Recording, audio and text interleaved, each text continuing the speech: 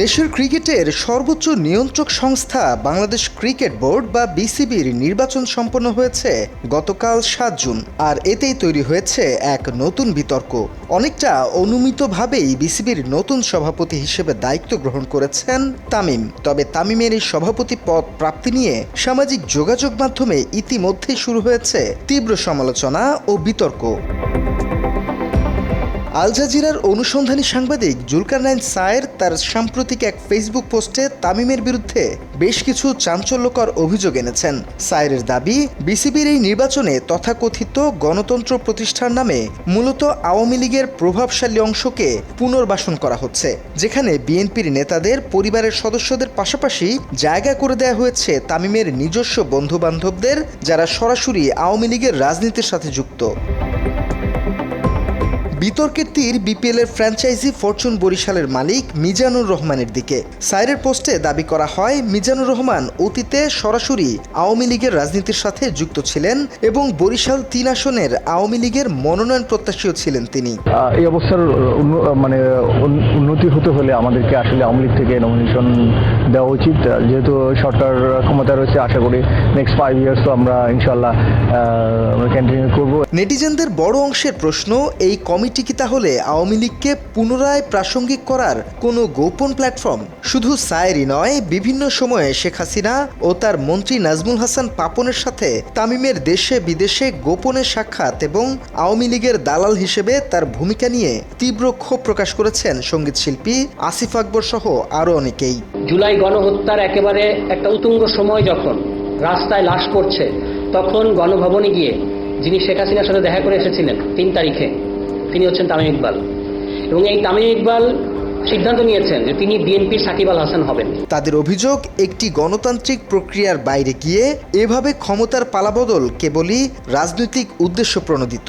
অধিনায়ক হিসেবে তামিমের অতীত পারফরমেন্স এবং মাশরাফি বিন মুর্তজার অনুরোধে অবসর ভেঙে ফেরার প্রসঙ্গ টেনে তামিমের নেতৃত্ব দেওয়ার যোগ্যতা নিয়েও প্রশ্ন তুলেছেন সমালোচকরা।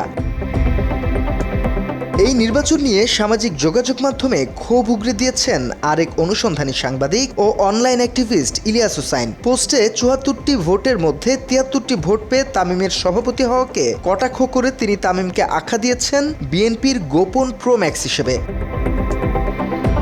অন্যদিকে এনসিপি নেতা সাইফ মোস্তাফিজ এই পুরো প্রক্রিয়াটিকে বিগত আওয়ামী আমলের ডামি নির্বাচনের সাথে তুলনা করে একে একটি সুদূর প্রসারী রাজনৈতিক চাল হিসেবে দেখছেন।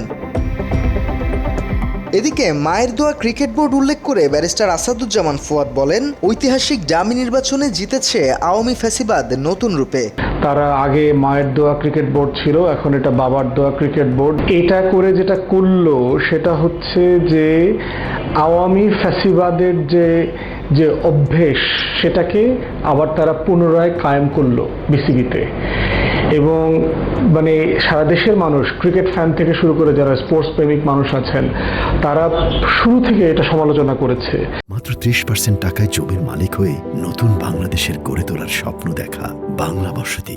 চারিদিকের এমন তীব্র সমালোচনা, বিতর্ক আর রাজনৈতিক সমীকরণের মাঝেও মুখ খুলেছেন নবনির্বাচিত সভাপতি তামিম ইকবাল। দায়িত্ব গ্রহণের পর নিজের প্রথম প্রতিক্রিয়ায় তিনি জানান, অতীতের সকল বিতর্ককে পেছনে ফেলে দেশের ক্রিকেটের উন্নয়ন এবং বোর্ডকে এগিয়ে নিয়ে যাওয়াই তার একমাত্র লক্ষ্য। যতটুকু বেশি আমরা ট্রান্সপারেন্ট থাকতে পারি, বিকজ আই এম শিওর আমি এমন কোনো কাজ বা আমার বোর্ড মেম্বার এমন কোনো কাজ করুক যেটার জন্য আমরা বিতর্কিত হই, এটা আমি অবশ্যই চাবো না। আমার তরফ থেকে না, আমার পুরো বোর্ডের তরফ থেকে আমরা এতটুকু বলতে পারি যে আমরা সবাই চেষ্টা করবো উইথ ফুল অনেস্ট, আমরা যা যা করার দরকার আমরা তা করব। মাঠের ক্রিকেটে তামিম ইকবাল কতটা সফল হবেন তার সময়ই বলে দেবে। তবে মাঠের বাইরের এই রাজনৈতিক বিতর্কের বাউন্সার তিনি কিভাবে সামলান, এখন সেটাই দেখার বিষয়। বাংলা এডিশন, ঢাকা।